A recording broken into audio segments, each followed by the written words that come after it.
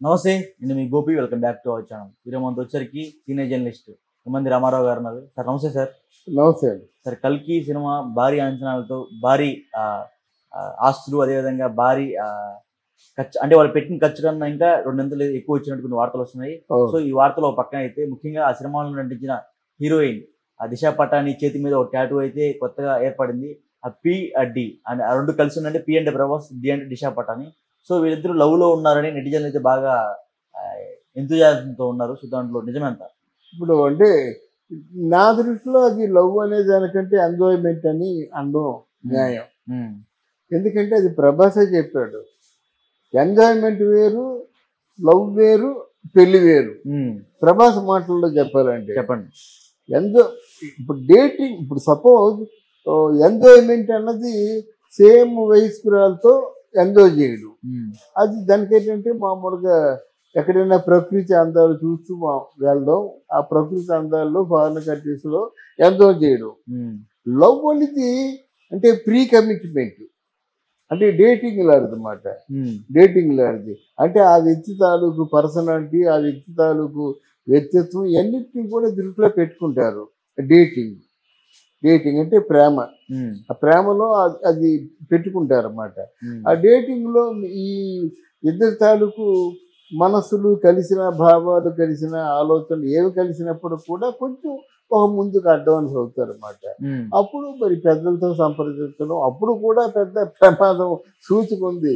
వీళ్ళేంటంటే డేటింగ్ వరకు వీళ్ళిద్దరికీ నచ్చింది, మరి పెద్దలు నచ్చాలి కదా, పెద్దలు కూడా ఆలోచిస్తారు కదా. అప్పుడు పెద్దలు నచ్చితేనే పెళ్ళి. అలాంటిది ప్రభాస్ అంత తేలిగ్గా పెళ్లి చేసుకుంటాడు అని నేను అనుకోను. ఒకవేళ ప్రభాస్ పెళ్లి చేసుకోవాలంటే ప్రభాస్కి అందరికీ తెలిసినటువంటి ఒక ప్రేయస్ ఉంది కదా, ఎవరు? అనుష్క. అందరికీ ఇప్పుడు అది కొత్తగా చెప్పింది కాదు. ఆ కృష్ణరాజు గారు చనిపోయినప్పుడు ఒక ఇంటి ఇళ్ళాలు భర్తని ఏ విధంగా కేర్ఫుల్గా చూసుకుంటుందో అలా చూసుకుంది, భోజనాలు వడ్డించింది, ఆయన అభిమానులు చూసుకుంది. ఇదంతా మానిటరింగ్ చేసింది అనుష్క కదా. మరి ఎందుకు పెళ్లి చేసుకోలేకపోతున్నాడో అర్థం కాదు. మిగతా వాళ్ళందరూ ఎంత కృషి సన్నన్ అని చెప్పారు, కొంతకాలం అయిపోయిందా. తర్వాత ఇక చాలా మందితో జత కట్టించారు ప్రభాస్ని, కానీ ఆయన అనుష్క ఉండనే ఉంది. ఇంకా ప్రభాస్ అంటే ఇష్టం లేని వాళ్ళు ఎవరు ఉంటారు? ఎవరు ఉండరు. ఈ కల్కిలో మాత్రం ప్రభాస్ పర్సనాలిటీ చాలా బాగుందండి. ప్రభాస్ని చాలా అందంగా చూపించారు. నిజంగా అనుకున్నాను ప్రభాస్కి ఆ లవ్లీ ఇమేజ్ పోద్దేమో, రొమాంటిక్ ఇమేజ్ పోద్దేమో అనుకున్నాను, కానీ చాలా బాగా చూపించారు. మొన్న వేదిక మీదకేమో ఆ బనీతో ప్రభాస్ ఎలా అనుకుంటూ ఈ వెళ్ళేసరికి ఎంత అందంగా ఉన్నాడో తెలియదు మాట. అందులో అతన్ని ఎవరు ప్రేమించారు చెప్పండి? అందరూ ప్రేమిస్తారు. దిశా పటాని లవ్ ఏంటి మరి? లవ్వే, ఈ లవ్వే. లవ్ అంటే ఎంజాయ్మెంట్. అది నేను చెప్తుంది కాదు, ప్రభాస్ చెప్తుంది. ఆ పెళ్ళయ్యాక ఇంకే ఎంజాయ్మెంట్ ఉంటుంది? Only commitment, only bonding. అది ఆయనే చెప్పాడు, ఆయన మాటలే ఆయన చెప్తున్నాడు అన్నమాట. ప్రభాస్ పెళ్ళి అంటే మొన్న శ్యామలాదేవి చెప్పింది, ఎలాగైనా ఈ సంవత్సరంలో పెళ్లి చేసేయాలని చెప్పింది. ఎవరిని ఇప్పుడు అంటే వాళ్ళు కులస్తుల తలకి పిల్లల్ని పెళ్లి చేద్దాం అనుకుంటున్నారు. కులస్తులు కాకపోతే అనుష్కే ఉంటుంది, సమస్య లేదు. అనుష్క కూడా అడ్వాన్స్ అయిపోయి ఎవరిని పెళ్లి చేసుకోలేదు కదా. ఆవిడ సీజ్ ఆల్సో వెయిటింగ్. దానికి ఏంటంటే పుకార్లు అంటే పూరి జగన్నాథ్ తీసుకోవాలి కదా, ఇప్పుడు నాగార్జున గారి గిలామీ కదా, అర్థం చేసుకోవాలి ప్రేక్షకులు కూడా. మరి అట్లాంటి ఏమైనా ఆలోచన ప్రభావితం ఉన్నాయేమో నాకు తెలియదు, కానీ బట్ అనుష్క మాత్రం ప్రభావితం ఈజీగా లవ్ చేసిందని చెప్పారు. అదే కృష్ణరాజు డైరీలో రాశారట, చనిపోయే ముందు అలా అనుష్కని పెళ్లి చేసుకోరా రాశారట. మరి ఏంటంటే ఈ పెళ్లి అంటే బయట ఉత్తరాది భావంలో చేసుకోరు. ఆ శ్యామల గారు పెట్టుకున్నంత వరకు రాచరిక వ్యవస్థ ఎవరో వీళ్ళ జమీందారుని పిల్లలు ఎవరు ఉంటారు కదా, వాళ్ళు చేసుకుంటారు. జమీందారులో రాజేష్ గారు వీళ్ళు అంటే రజస్వల అయిన తర్వాత 2-3 సంవత్సరాలు పెళ్లి చేసేస్తారు అంటే ఉత్తరం. ఎందుకంటే వాళ్ళకి పౌరుషాలు ఎక్కువ, వాళ్ళకి కొనుక్కులు ఉంటాయి, ప్రమాణాలు కొన్ని ఉంటాయి మాట. అమ్మాయి ఈడికి వచ్చిందంటే అట్లా పెళ్లి చేసేయాలి, ఈడికి వచ్చిన తర్వాత పెళ్లి చేయలేదంటే వాళ్ళు పెళ్లి చేసుకోరు, రాదు చేసుకోరు. అంటే ఫ్రెష్ గా పుష్పం, అందుకే పుష్పవతి అంటారు వాటిని.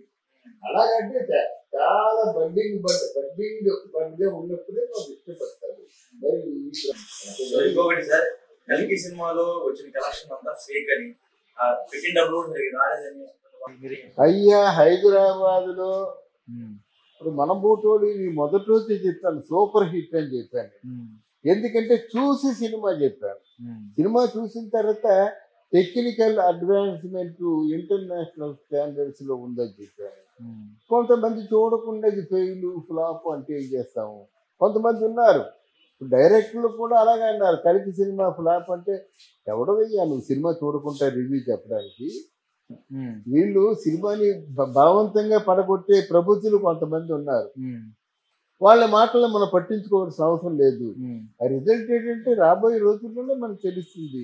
180 కోట్లు సంపాదించినప్పుడు చెప్పాను, 300 కోట్లు అప్పుడు చెప్పాను, 555 కోట్లు ఎన్నడకు వచ్చింది. తొందరలో 1000 కోట్లు అది కలెక్షన్ రాకపోతే నా అంచనా తప్పని ఒప్పుకుంటాను. అది అంటే కల్కి సినిమాలో ఎప్పుడు లేని విధంగా ప్రతి ఒక్క డైరెక్టర్ కావచ్చు, ప్రతి ఒక్క హీరో కావచ్చు, ప్రతి ఒక్క కమెడియన్ కావచ్చు, ప్రతి ఒక్కరు కల్కి సినిమాలో ఉన్నారు. అంత బడ్జెట్ పెట్టాలని అసలు ఎందుకు వచ్చిన ఆలోచన? లేదండి, ఆ బడ్జెట్ పెట్టడం కాదు అక్కడ. ఇక్కడ మీకు భారీ సినిమాలు తీసినప్పుడు ఎంత అయిందంటే ఎవరిని నేను నిందించటం లేదు.